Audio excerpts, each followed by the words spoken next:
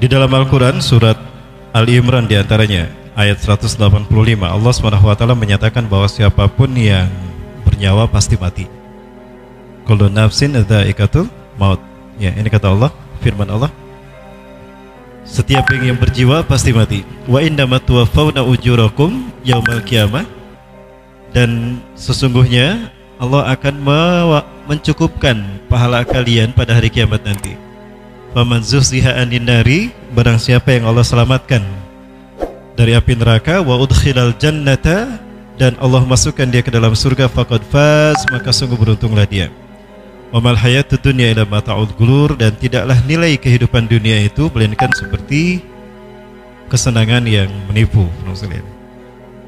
Ayat ini mengingatkan kita bahwa siapapun yang bernyawa pasti mati, tidak terkecuali Dajjal. Kenapa Dajjal mati? Karena Dajjal makhluk. Dajjal ciptaan Allah, dia bukan Tuhan. Pada akhirnya manusia nanti akan tahu kalau Dajjal ini bukan Tuhan, dia manusia biasa seperti kita. Yaitu ketika Allah Subhanahu wa Ta'ala pertemukan dia dengan Nabi Isa alaihissalam. Kapan Allah pertemukan Nabi Isa dengan Dajjal?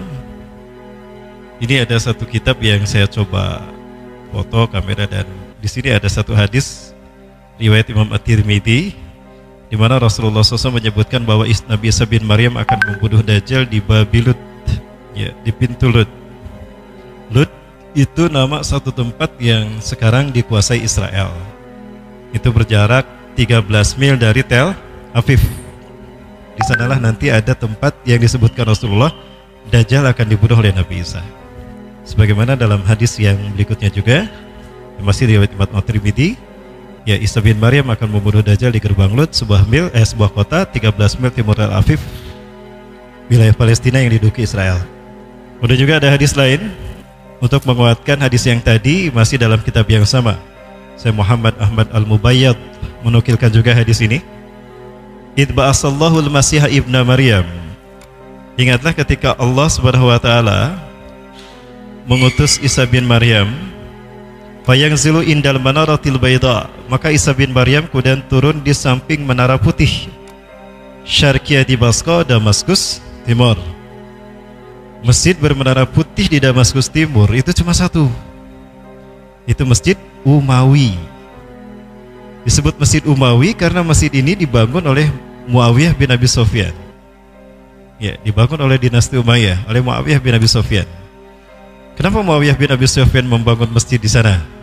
Kenapa Muawiyah bin Abi Sufyan pergi ke Suriah, ke Damaskus, dan mendeklarasikan berdirinya dinasti Umayyah, lalu membangun Masjid Umawi di sini? Di dalam kitab Hasan wal Husain, Al-Hasan wal Husain rahimahullah, Al-Khabar lam tuzkar, Hasan Husain, cerita yang tidak dikabarkan. Di sana Syekh Hasan Al-Husaini menceritakan bahwa Abu Muslim, seorang tabi'in, datang kepada Muawiyah bin Abi Sufyan, bertanya pada Muawiyah, "Ya Muawiyah, inna nasa yubayuna aliyan imaman lana wa khalifatur rabi'ah lil muslimin min khulafai rasulin mahdin, falima tubayyuh?" Wahai Muawiyah, sesungguhnya kaum muslimin telah berbaiat kepada Ali bin Abi Thalib sebagai imam kita, sebagai khalifah dari khalifah keempat dari Khulafaur Rasyidin Al-Mahdiyyin. Kenapa engkau tidak berbaiat padanya? Apa kata Muawiyah? Ya Aba Muslim, innaka ta'lam lianna Ali bin Abi Thalib li'annahu la yuhkimu man qatala ibna ammi Utsman bin Affan. Wahai Abu Muslim, engkau tahu bahwa Ali bin Abi Thalib sampai hari ini belum menghukum pembunuh sepupuku Utsman bin Affan. Padahal pembunuhnya Utsman bin Affan ini ada keliaran di sekitar kita, kok dibiarkan? Itu yang membuat aku kecewa, maka aku tidak berbaiat padanya. Andaikan Ali menghukum pembunuh sepupuku, aku akan berbaiat pasti kepadanya. Aku tidak lebih mulia dari Ali, dia lebih mulia daripada aku.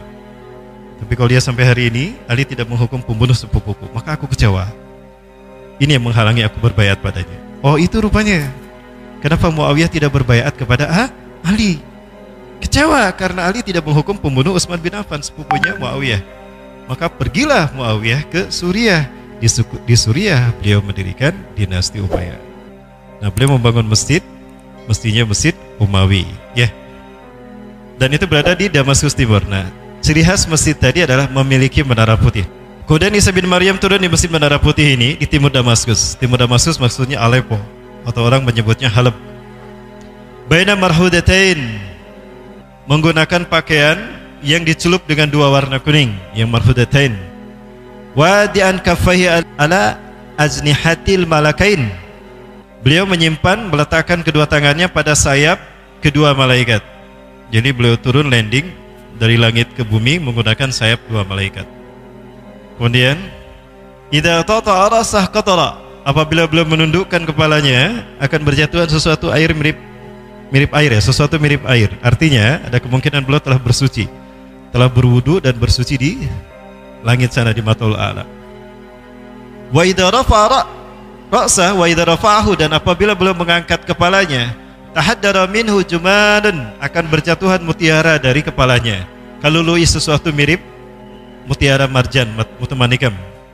Fala yahillu lil kafirin, fala yahillu lil kafirin, maka tidak halal, akan tidak kuat bagi orang kafir, maka tidak halal bagi orang kafir yajidu rihan nafsih illa an mata, ila mata, maka tidak halal bagi seorang kafir pun yang mencium bau wanginya tubuh Isa bin Maryam melainkan akan mati.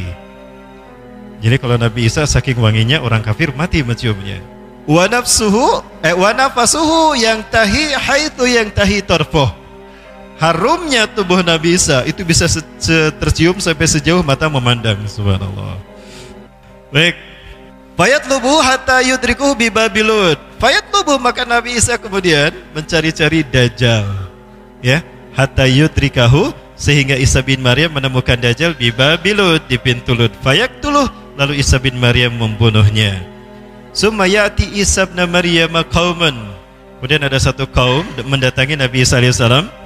Qad asamahumullahu minhu, Allah telah menyelamatkan kaum tadi, kelompok tadi dari Dajjal. Artinya kaum ini adalah kaum yang berhasil menyelamatkan diri dari fitnah Dajjal. Maksudnya dari Dajjal. Ketika Dajjal datang, kaum ini melindungkan diri. Dia selamat, tidak terkena oleh fitnah Dajjal. Karena siapapun yang terkena sihir Dajjal, salah satu cara Dajjal menyihir seseorang adalah dengan saling menatap. Ya, Rasulullah SAW menjelaskan tatapan mata Dajjal itu penuh dengan sihir. Apabila seseorang terkena tatapannya, maka udah hatinya itu dan pikirannya ada dalam genggaman Dajjal. La yakhlau minhu, dia tidak akan bisa lepas dari Dajjal. Hatta yasura tabian lahu haqq tabian, sampai menjadi pengikut Dajjal yang setia. Jadi kalau ada Dajjal, jangan sampai berpapasan begini dan saling mandang. Nanti kita menjadi pengikut Dajjal. Baik, kemudian fayamsahu an wujuhihim, maka Isa bin Maryam mengusap wajah mereka, membersihkan wajah mereka. Wa yuhadditsuhum bidarajatihim fil jannah, dan Nabi Isa bin Maryam menceritakan derajat mereka di surga. Ya, mereka yang Nabi Isa temukan tadi, atau kaum yang datang pada Nabi Isa mengusap wajahnya. Anta min ahlil jannah, inna makanaka fil jannah, makanaka fil jannah, anta min ahlil jannah. Diusap satu-satu. Subhanallah. Itulah kaum yang Rasulullah sebutkan, kaum yang Allah berikan kemenangan kepada mereka, dan mereka sudah pasti masuk surga. Pertanyaannya, apakah kita yang diusap wajahnya nanti? Amin, mudah-mudahan. Berarti saat itu kita telah mulai peperangan demi peperangan yang besar luar biasa. Kita telah memenangkan dua perang, Armageddon dan Malhamatul Kubra.